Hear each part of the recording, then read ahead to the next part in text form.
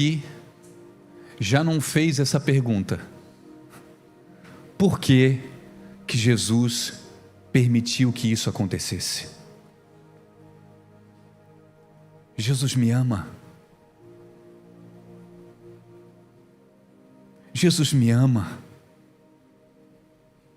Por que essa dor? Por que esse sofrimento? Por que tanta incompreensão?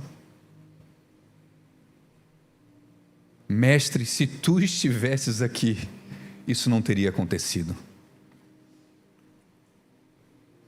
Jesus no barco, em meio a uma grande tempestade, os discípulos desesperados, aflitos, assim como eu e você. Olhamos o tamanho da onda, olhamos os relâmpagos, perdemos o controle porque o leme não obedece mais. Estamos sendo levados por essa tempestade. Só que Jesus está dentro do barco, dormindo. É incompreensível. Eu, aflito, desesperado, angustiado. Por que Jesus dessa tempestade e Jesus do meu lado, dormindo?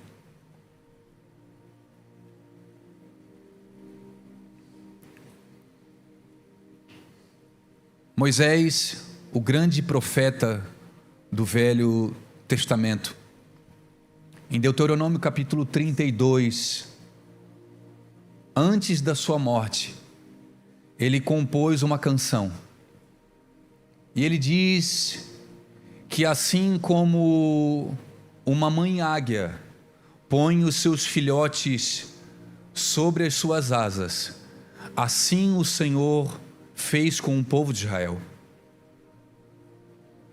E nós, quando lemos isso, nossa, o Senhor me colocou sobre as suas asas, estou protegido, estou guardado. Sim, só que muitas vezes a forma de Deus nos guardar é diferente.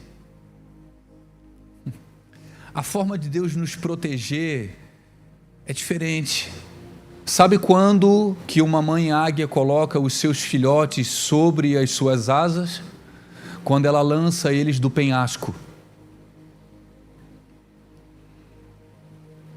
A mãe, desde o nascimento do seu filho, do seu filhote, ela faz um ninho muito confortável, no mais alto penhasco, para que nenhum predador venha comer os seus filhos.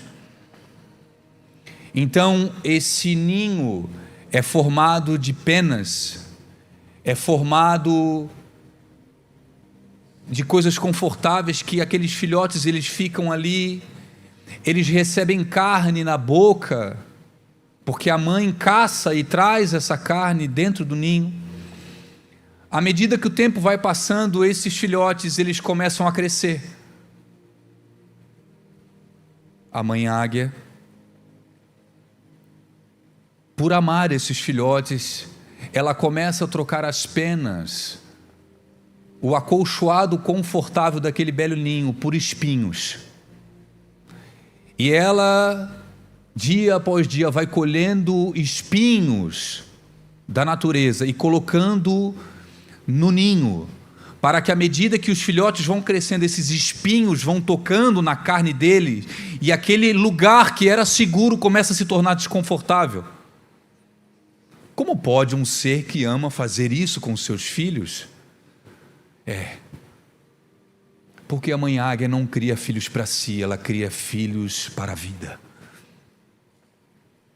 Chega um determinado momento que tamanho é esses filhotes, que o ninho não suporta mais, não somente pelo tamanho dos filhotes, mas porque os espinhos os expulsam de lá. Então a mãe águia pega os filhotes pelo bico, leva eles ao mais alto penhasco e lança aqueles filhotes de um penhasco.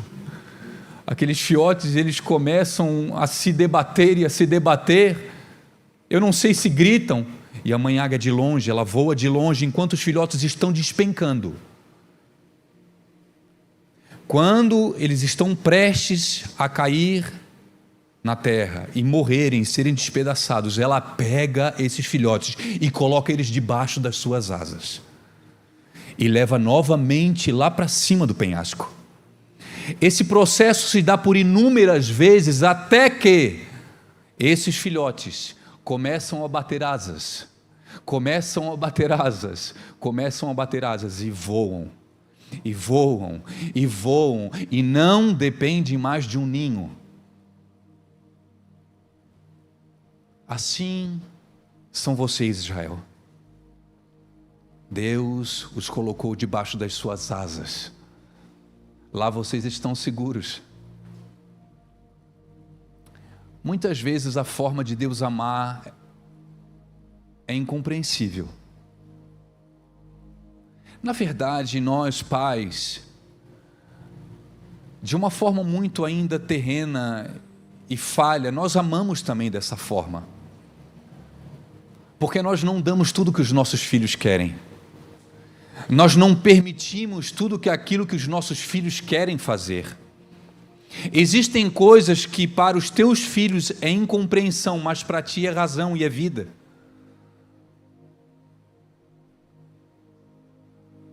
Para o teu filho, ele tem que comer, abre aspas, alimentos não saudáveis toda vez, porque ele quer isso, mas você inculca na cabeça, você não vai comer isso e pronto. Isso é incompreensão para um filho.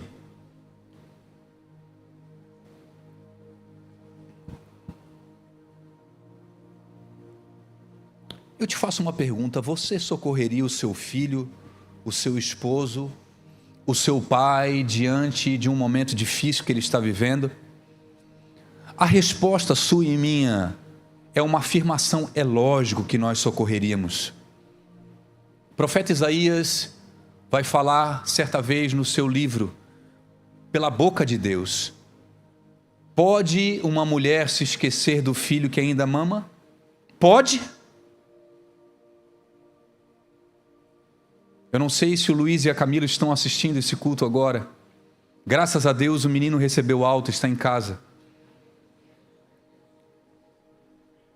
Eles estavam lá na UTI, irmãos, estavam no hospital. Camila não largou, irmãos, estava lá do lado dele o tempo todo. E diz Deus por intermédio do profeta: pode Deus se esquecer de um filho que ainda mama? De forma que não se compadeça dele? Mas ainda diz o Senhor que uma mãe se esqueça do seu filho: eu todavia não me esquecerei de ti. O amor de Deus, ele é muito maior do que nós imaginamos. Mas nós precisamos conhecer e entender esse amor. A forma de Deus cuidar de nós, muitas vezes fere a nossa consciência. É Deus, Augusto, nos tirando de um ninho.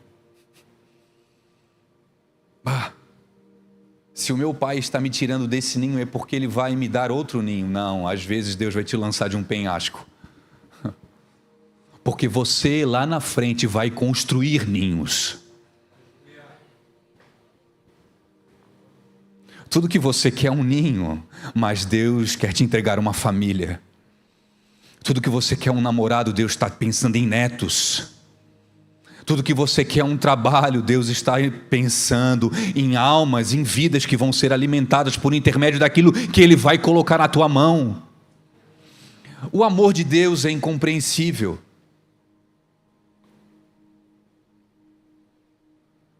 Por que que Jesus permitiu que isso acontecesse? Jesus muitas vezes nos fere para que essas feridas se tornem cicatrizes. E essas cicatrizes sejam uma pregação maravilhosa para aquelas pessoas que ainda não conheceram o Senhor. Muitas das cicatrizes que nós estamos formando no nosso corpo, abre aspas, elas são pregações de boca fechada. Muitas das incompreensões que nós temos hoje, Rodolfo, lá na frente serão respondidas. Hoje nós não entendemos, mas amanhã entenderemos. Quantos de nós, em situações que vivemos no passado, hoje a gente fala: graças a Deus que eu passei por isso. Ainda bem que o Senhor fechou aquela porta, ainda bem que o Senhor não me deu isso, ainda bem que o Senhor não concedeu isso. Sabe por quê, irmãos? Porque Deus te ama. Deus te ama. A pergunta que nós nos fazemos é: por que a demora no socorro de um ser que tanto nos ama? Não precisa levantar a mão, irmãos, porque eu acho que talvez todos nós aqui vamos levantar. Mas quem aqui em determinada área da sua vida está aflito e tem orado e tem colocado diante do Senhor pedindo uma resposta, pedindo uma intervenção, e parece que Deus não está ouvindo? Ou se está ouvindo, Ele já falou que está atendendo, mas por que a demora no socorro? É a pergunta que nós nos fazemos. Mestre, aquele a quem tu amas está enfermo. Se existe uma certeza que você tem que ter no seu coração, meu irmão, nessa noite, eu vou ser profeta nesse momento, tá, irmão? Jesus te ama.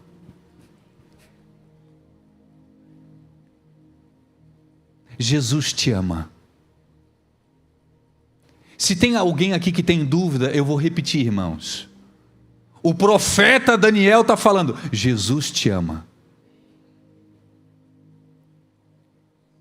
Se Ele me ama, por que Ele está permitindo que eu viva isso? Se Ele me ama, por que a demora no socorro? Por que que isso aconteceu com Lázaro? É a pergunta que nós podemos nos fazer. Por que que Jesus Cristo permitiu que essa enfermidade se transformasse em morte?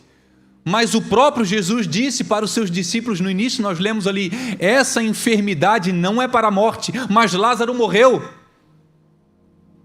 Então, os discípulos, imagina a mente dos discípulos: Jesus falou que ele não morreria, mas ele morreu. Eu não estou entendendo, Deus, o que está acontecendo. Quem aqui não está entendendo o que está acontecendo na sua vida, querido? Quem aqui não entende? Quem aqui não está entendendo algumas coisas? Por que esses caminhos, Deus? Por que dessa forma que tu estás agindo? Por que, Deus? Eu tenho uma resposta para isso. Sabe por que Lázaro morreu, irmãos? Porque Jesus quis. Porque essa era a vontade de Jesus, que Lázaro morresse. Isso é incompreensível. Como pode um ser que ama permitir que o outro sofra e morra? Jesus, eu amo a tua presença, eu amo a tua vontade, eu quero a tua vida na minha vida. Nós cantamos aqui com Isma, mas até certo ponto. A partir do momento que isso começa a tocar no meu ninho, a partir do momento que isso começa a tocar na minha segurança, a partir do momento que isso começa a tocar na minha estabilidade emocional, a partir do momento que isso começa a tocar nos meus planos, porque eu planejei, Jesus, a minha vida até 90 anos, e está tudo certo, por favor, abençoa os meus planos. Aí Jesus pega esses teus planos, Ele não somente passa um leak paper, onde você escreveu de caneta, mas Ele rasga. Por que Jesus permite que Lázaro morra? A morte de Lázaro iria trazer glória a Jesus. Abre aspas, existe morte que você está vivendo hoje que vai trazer glória para Jesus. Eu sinto no meu espírito, irmãos, que existem pessoas que vão receber algo poderoso nessa noite.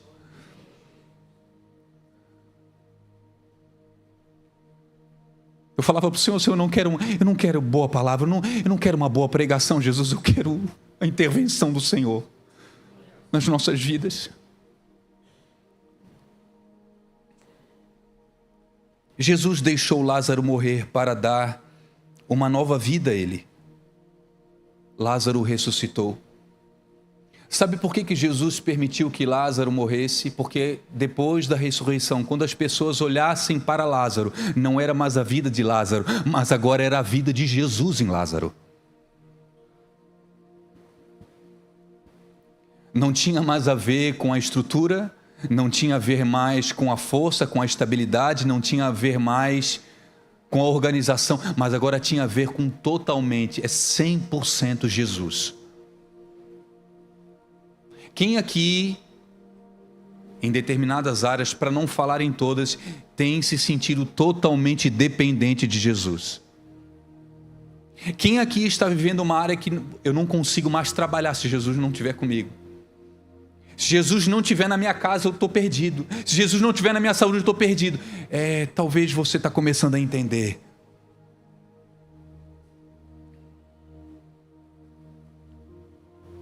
Verso 4 do capítulo 11. E Jesus, ouvindo isso, disse: esta enfermidade não é para a morte, mas para a glória de Deus, para que o Filho de Deus seja glorificado por ela. Ora, Jesus amava a Marta e a sua irmã e a Lázaro. E ouvindo, pois, que estava enfermo, ficou ainda 2 dias no lugar onde estava. É incompreensível as atitudes de Jesus, irmãos.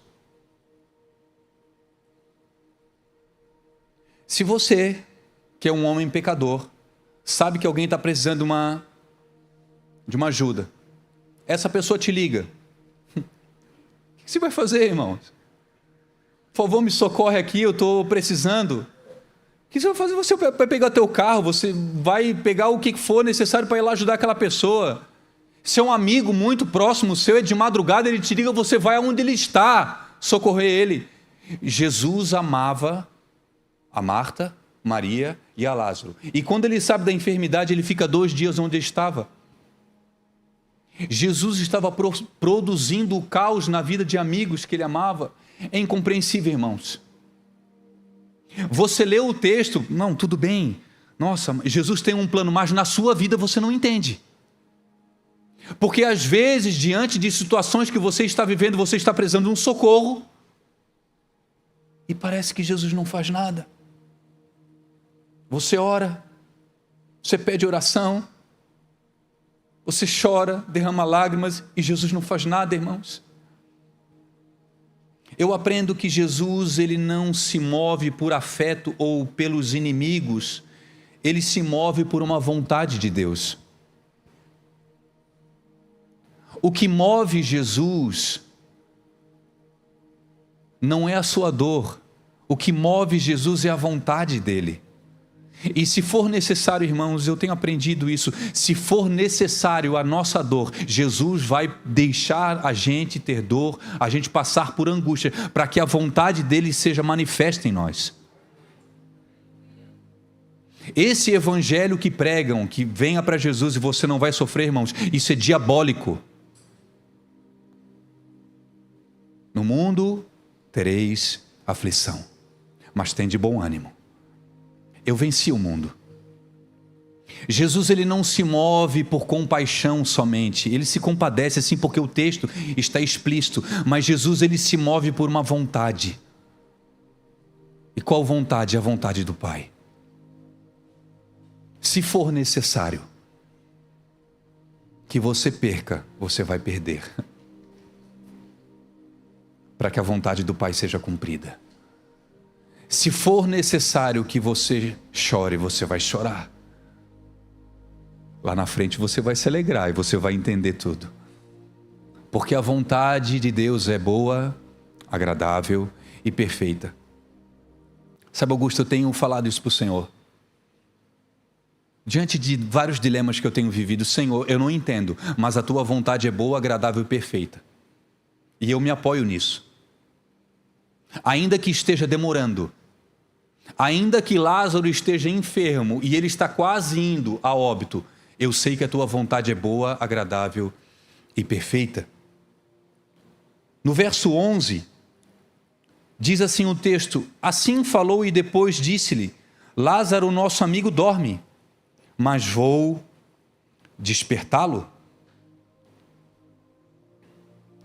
Disseram, pois, os seus discípulos: Senhor, se dorme, está salvo. Mas Jesus dizia isso da sua morte, eles, porém, cuidavam que falava do repouso do sono. Então Jesus disse claramente: Lázaro está morto, e folgo por amor de vós, de que lá eu não estivesse, para que acrediteis, mas vamos ter com ele. Algumas vezes, irmãos, nós falamos sobre isso no discipulado de casais na quinta-feira. Algumas vezes na Bíblia, quando a Bíblia fala de sono, Jesus ou a Bíblia está falando sobre morte. Jesus está falando, Lázaro dorme. Jesus estava falando da morte.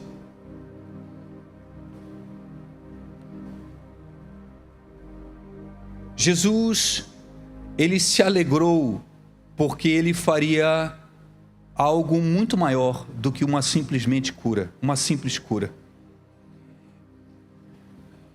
Esse texto, irmãos, é um dos textos da Bíblia que mais me confronta. Porque aqui mostra o atraso de Jesus Cristo no socorro humano, na nossa ótica. Aqui mostra a alegria do Senhor por intermédio de um sofrimento. Diz a Bíblia que o Senhor, ele se alegrou, ainda bem que eu não estava lá. Foi bom eu não ter tido lá, eu não estado lá, porque se eu tivesse lá, eu ia me compadecer e talvez eu curaria Lázaro. Mas o que o meu Pai quer fazer é algo muito maior. Ainda que seja incompreensível hoje aos olhos de vocês, lá na frente vocês vão glorificar, vocês vão me adorar, vocês vão anunciar as bem-aventuranças, os milagres de Deus, ainda que vocês não entendam hoje. Quem aqui, irmãos, está passando por uma situação incompreensível que você tem falado: Jesus esqueceu de mim, Jesus se atrasou, eu tenho orado, eu tenho cumprido o protocolo da igreja. Para começar, pregue esse protocolo, irmãos, e rasgue.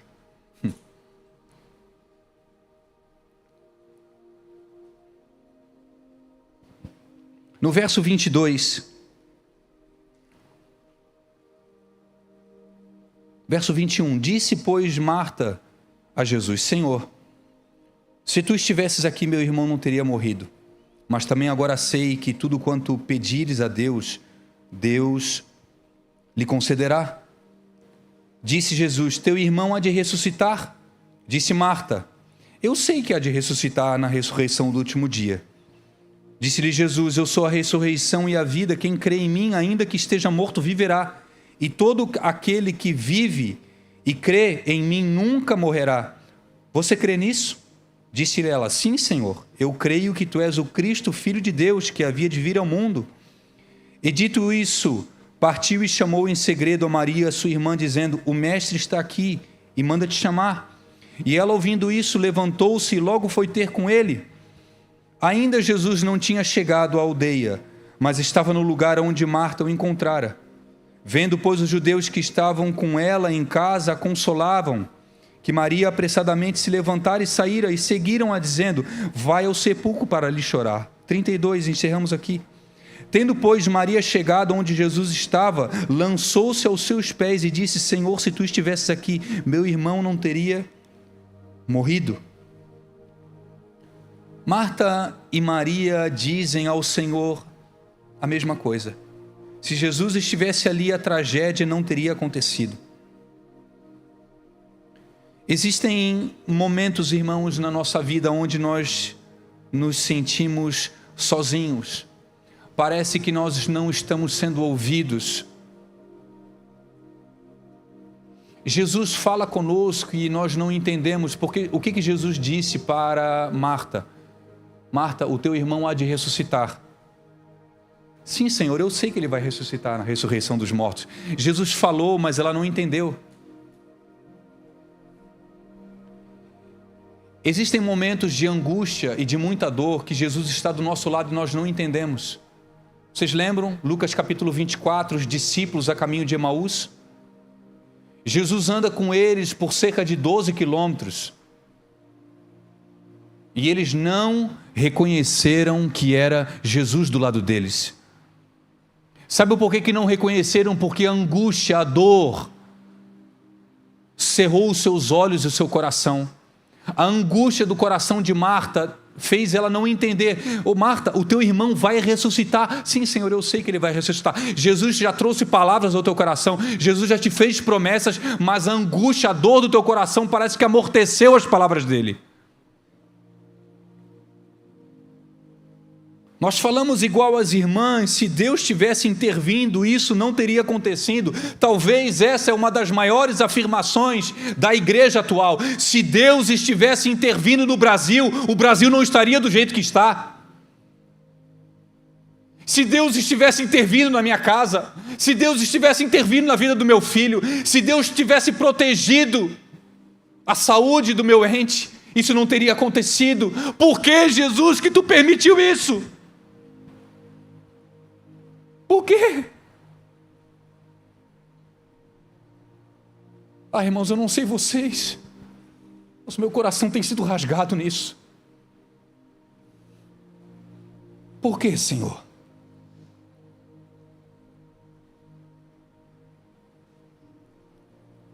No verso 34, Romero. E disse Jesus: aonde o puseste?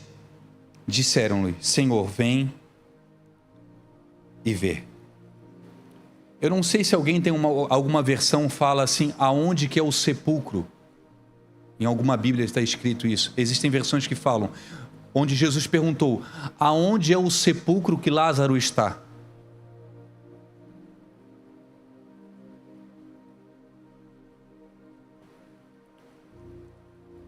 Irmãos, nesse atual momento, já fazia 4 dias que Lázaro estava morto.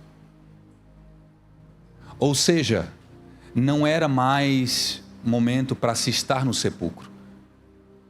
Já se tinham enterrado morto, ele estava lá. Já estava cheirando mal, agora ele estava em casa. Jesus, ele parece que provoca novamente uma abertura de ferida. Aonde que vocês colocaram o morto? Aonde que está o defunto que você enterrou? Aonde que está a ferida que você colocou o band-aid em cima? Aonde que é o problema que você deixou lá? Vamos voltar lá. Eu quero ir lá. Senhor, não, ele já cheira mal. Senhor, por favor, uma palavra basta daqui. Não foi o contexto, irmãos, mas entenda no espírito que eu estou te falando. Senhor, se o Senhor falar daqui, como o Senhor disse para o servo do centurião romano, uma palavra basta. Não, nesse caso, oh Marta e Maria, eu preciso voltar ao sepulcro. Eu preciso ir aonde estava fedendo. Eu preciso aonde o defunto está enterrado. Para nós tocarmos no milagre, é necessário que nós venhamos voltar ao sepulcro. Ninguém quer voltar ao sepulcro. Todo mundo quer ir para frente. Mas Jesus fala, eu vou ressuscitar, mas eu preciso voltar. Já fazia 4 dias que Lázaro havia morrido, o tempo já passou. Até os discípulos não criam. Irmãos, essa é a terceira ressurreição que Jesus faz, opera. Ele já tinha curado o filho da viúva de Naim. Jesus, ele já tinha curado a filha de Jairo. Mas ambos mortos, esses 2 mortos, eles tinham acabado de morrer. O filho da viúva de Naim, eles estavam no velório. Jesus toca lá na esquife, no caixão, e o menino ressuscita. A filha de Jairo estava doente e tinha acabado de morrer. Jesus vai dentro da casa dela e ressurge ela. Mas Lázaro, irmão, já fazia 4 dias que tinha morrido. O corpo humano, a partir do 2º dia, ele já entra em decomposição. Já cheirava mal. Não faz sentido o que Jesus está pedindo. Vamos voltar ao sepulcro. Existem muitos de nós Existem pessoas nas igrejas evangélicas que precisam voltar ao sepulcro para tocar no milagre. Você está pedindo que Jesus mande uma ordem para que o morto ressuscite lá, mas você não quer voltar ao sepulcro. Jesus está dizendo, vamos comigo lá. E isso vai te remeter a pensamentos, isso vai te remeter a você voltar a traumas, isso vai te remeter a voltar a coisas que você já passou lá atrás. Senhor, eu não quero voltar lá, por favor. Não, vamos voltar lá. Tem que voltar.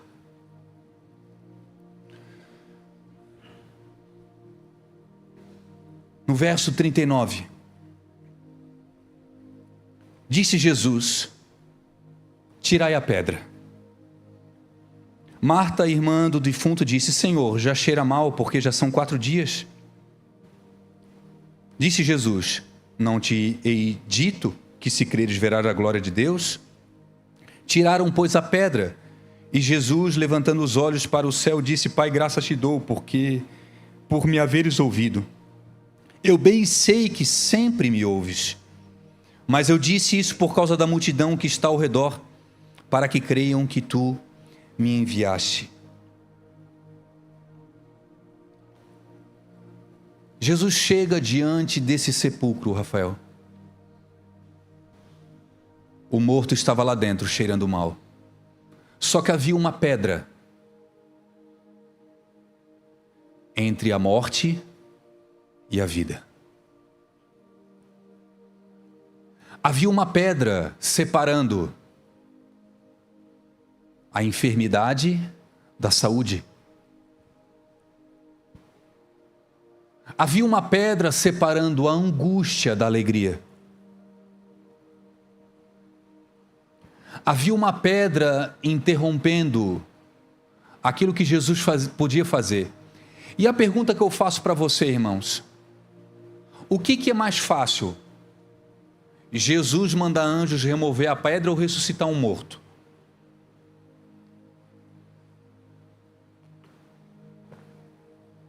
Cara, se Jesus ia ressuscitar um morto, por que ele já não fez o serviço completo?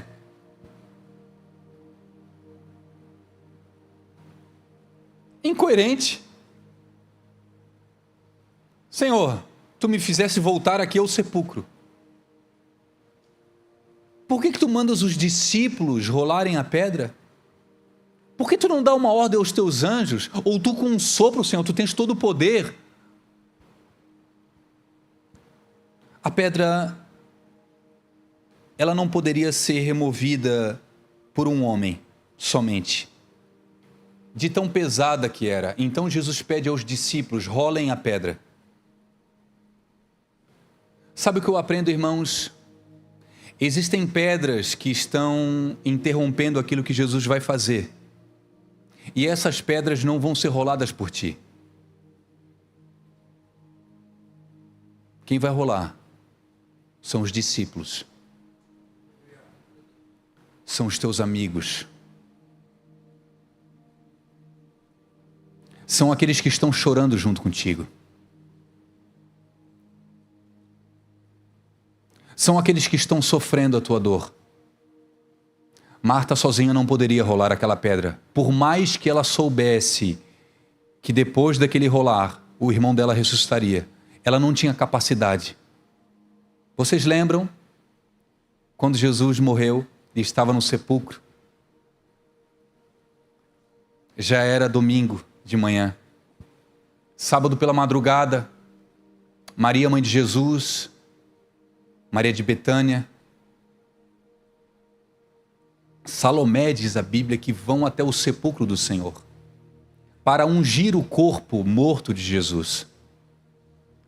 E no meio do caminho elas conversavam entre elas.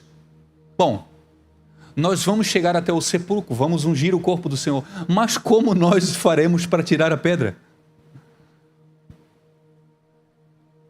Elas perguntam, bom, nós nos preparamos para isso, mas como que a gente vai fazer para acessar o corpo de Jesus? Quando elas chegam lá, os anjos haviam rolado a pedra. Sabe por que os anjos rolaram a pedra, irmãos? Porque aquilo que você não pode fazer, os anjos fazem. Mas aquilo que cabe à igreja fazer, aquilo que cabe aos discípulos fazer, e aquilo que cabe a você fazer, existe pedra que você vai ter que rolar para o milagre acontecer. Existem pedras que você não vai conseguir rolar sozinho, então você precisa de Pedro, Tiago, João, você precisa de Mateus, você precisa dos irmãos. Rolem a pedra, rolem a pedra. Aonde estão os roladores de pedra? Aonde estão os roladores de pedra? Aonde estão aqueles que estão dispostos a fazer calo na mão? Aonde estão aqueles que estão dispostos a perder sono? Porque o morto vai ressuscitar.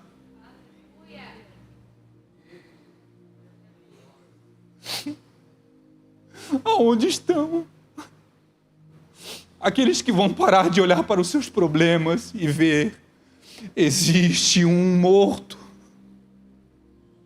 Eu não tenho dinheiro,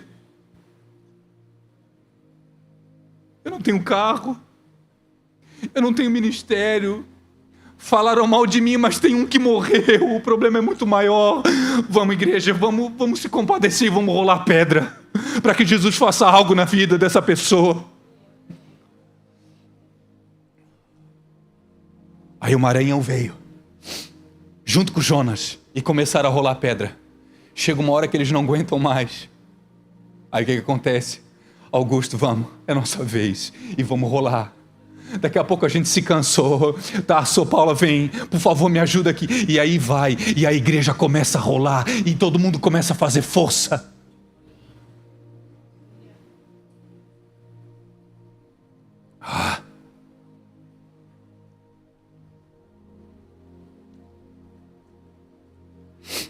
Era trabalhoso remover a pedra. A pedra foi colocada ali para não ser removida. Eu vou repetir, irmãos, é trabalhoso remover a pedra para que o milagre aconteça. Porque as pedras são colocadas espiritualmente para não serem removidas.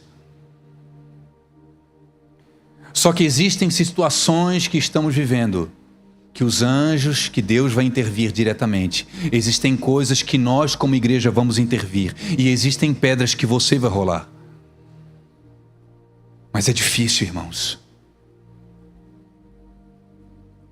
Imagina, aquela pedra eles começaram a empurrar, estava presa numa parede. Nós visitamos lá em Israel o túmulo de Jesus Cristo, irmãos. Aquela pedra era rolada e havia uma pensa. Se tu começasse a empurrar muito e tu soltasse aquela pedra, ela voltava.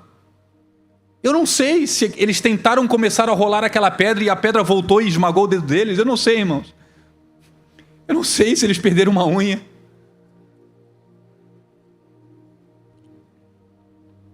Só que a pedra escondia a escuridão. A pedra escondia o mau cheiro. A pedra escondia aquilo que os homens não podem mais fazer, que somente Jesus pode fazer. A pedra é a barreira. É a barreira. Fica tranquilo. A pedra é a barreira entre o que Jesus vai fazer e a sua realidade. Talvez alguns de nós, talvez alguns que estão nos assistindo agora pela internet, tenham se sentido do lado de dentro do sepulcro, num lugar escuro, num lugar úmido, onde você não ouve nada, você não vê nada, você não toca em nada, você está sozinho. Parece que as pessoas estão lá do lado de fora e você está sozinho ali. E tem uma pedra. Você grita, Senhor, me ouve, e nada acontece. Eu quero te dizer em nome de Jesus, Jesus já deu ordem, essa pedra vai rolar nessa noite. Jesus já deu ordem, essa pedra vai rolar.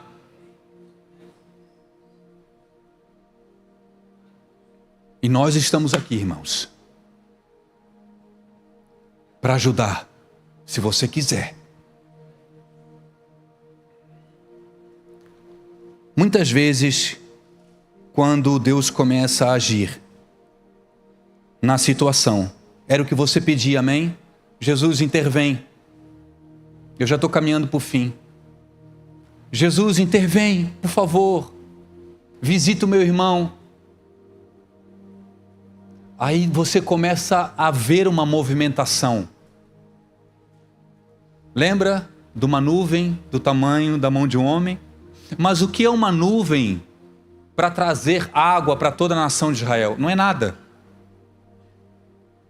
Sabe quando Paulo e Silas, nós pregamos isso algumas semanas atrás, quando eles começam a orar na cela, e no meio da oração e da adoração começa um terremoto, e os alicerces do cárcere começam a se destabilizar. Nossa, eu pedi para Jesus, ele não me ouvia, mas agora ele me ouviu. E quando a pedra é rolada, parece que a situação piorou. Por quê? Por quê, irmão? Sabe por quê que piorou? Porque agora você sente o cheiro. Antes estava somente no âmbito do pensamento, agora você está vendo, você está sentindo. Não tem como mesmo. É impossível isso acontecer. Já cheira mal. Já se passou muito tempo, não temos mais esperança. Queridos, eu quero deixar algo no coração de vocês. Existem pedras que Deus vai começar a rolar na vida dos irmãos, que isso vai trazer cheiro ruim. Mas vocês não percam a esperança, porque logo logo está vindo um bom ar celestial aí. Logo logo, Lucas, está vindo um perfume de nicho e vai perfumar todo aquele ambiente. Logo, logo, essa situação de dor, de angústia, vai se transformar em glória e alegria. Eu não sei se você crê nisso, irmãos. Eu não sei se você crê que Jesus pode mudar a tua realidade, mediante o que você está vivendo. Talvez algumas pessoas tenham dito, já cheira mal. A pedra rolou, mas não tem mais o que fazer. Jesus está falando, eu tenho o que fazer. A última palavra é minha. A última palavra é minha. Eu aprendo, irmãos, que quanto maior a espera, maior a glória. Quanto maior a dor, maior é a cura. Quando nós não temos mais o que fazer, é aí que Deus faz. Quando nós não podemos, quando os recursos se findaram, aquela mulher disse, já gastei tudo com os médicos. Bom, mulher, agora chegou o médico dos médicos. Eu não vou arrancar um centavo do teu bolso. Eu vou te trazer cura. Você já tentou tudo com os homens, você já tentou tudo com a igreja, você já tentou tudo com os pastores, ninguém pôde fazer, agora é a minha vez. Você tirou os olhos dos homens e agora os teus olhos estão em mim. Não tem mais a ver com a tua habilidade, não tem mais a ver com o teu jeito, não tem a ver mais com a estrutura, não tem a ver mais com o conhecimento, não tem, agora é eu, sou eu.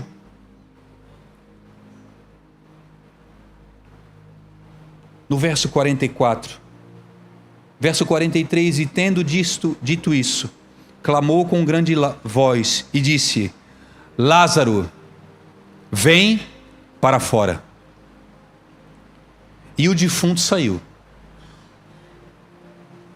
Irmãos, o que eu acho maravilhoso, não foi Lázaro que saiu, é isso que diz o texto, mas foi o defunto.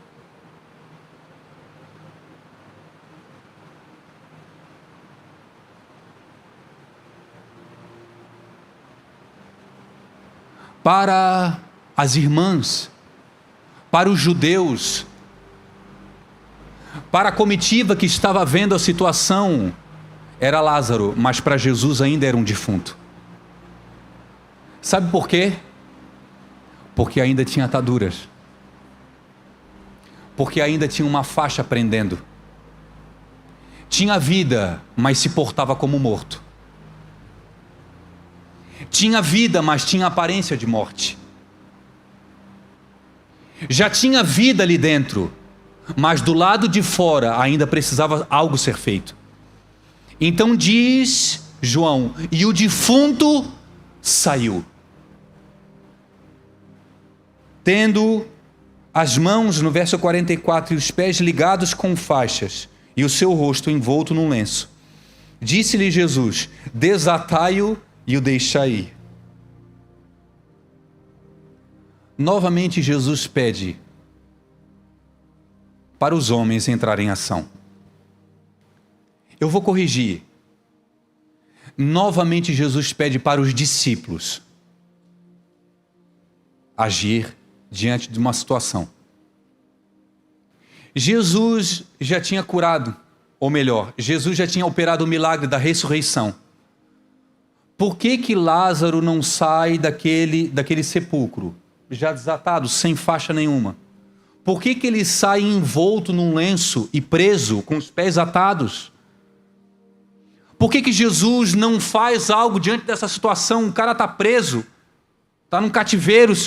Por que Jesus não fez algo ali naquele momento? Por que Jesus pede para os discípulos? Irmãos, isso é muito profundo. Existem coisas que Jesus não vai fazer. Existem coisas que quem faz é a igreja. Ressurgir dos mortos somente Jesus pode. Mas desatar as ataduras do pecado, as ataduras da iniquidade, as ataduras da maldade, isso a igreja pode fazer, irmãos. Existem orações que nós estamos fazendo dentro do nosso quarto. E sabe por que Jesus não responde? Porque Jesus já te deu ordem. Eu não disse para vocês, marchem!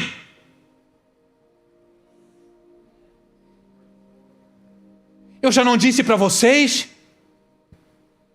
Por que vocês estão esperando por mim? Sendo que vocês podem fazer isso? Por que vocês querem que eu role a pedra, sendo que vocês têm que rolar? Por que vocês querem que eu desate as ataduras, sendo que vocês podem fazer isso? Ah, Senhor, será que eu atravesso a rua? Você vai esperar uma eternidade, Jesus te responder, querido.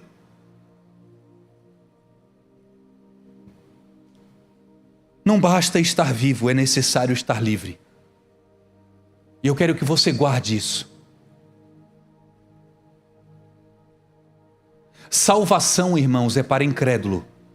Libertação é para quem está vivo. Eu vou reafirmar isso, e você guarde. Salvação é para incrédulo. Libertação é para o povo de Deus.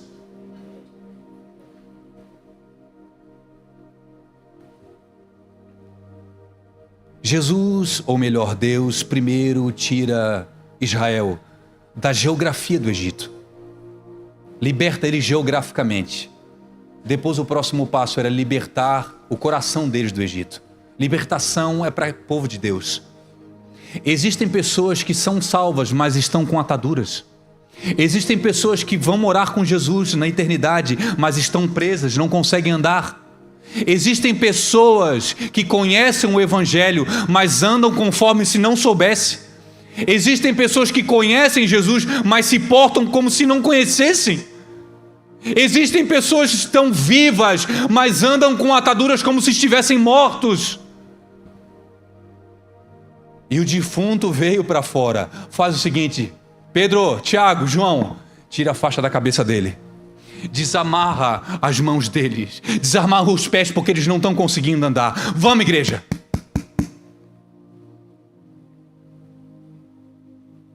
Aonde estão os libertadores?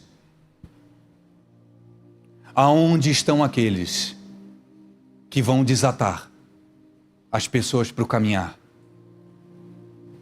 Graças a Deus nós não conseguimos salvar ninguém.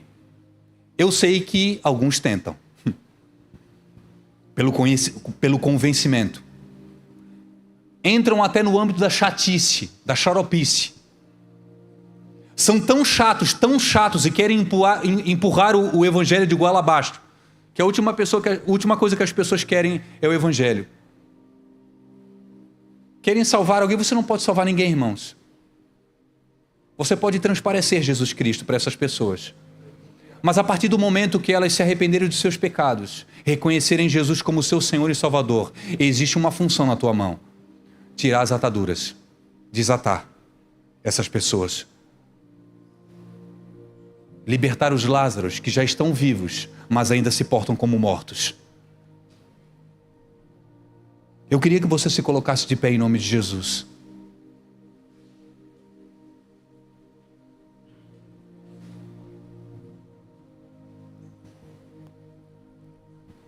Infelizmente,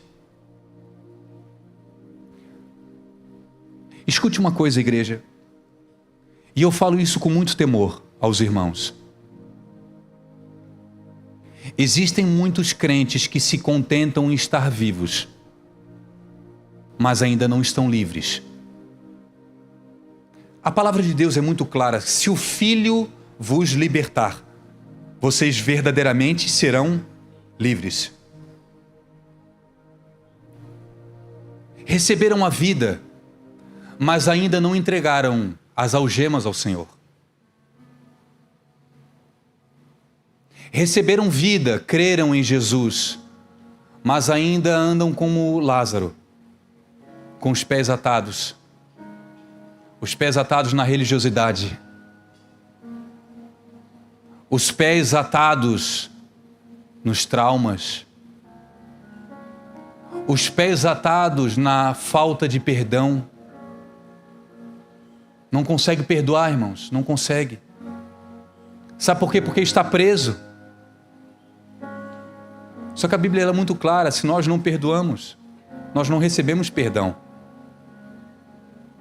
E é um engano nós acharmos que recebemos algo da parte de Deus se nós não liberamos.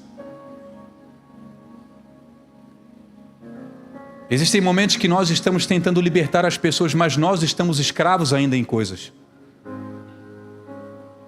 Como pode um escravo libertar outro escravo? Não só liberta alguém quem está livre. Você precisa estar livre primeiramente de você mesmo. Você precisa estar livre das coisas que te prenderam no passado. Você precisa estar livre de traumas que você já viveu no passado.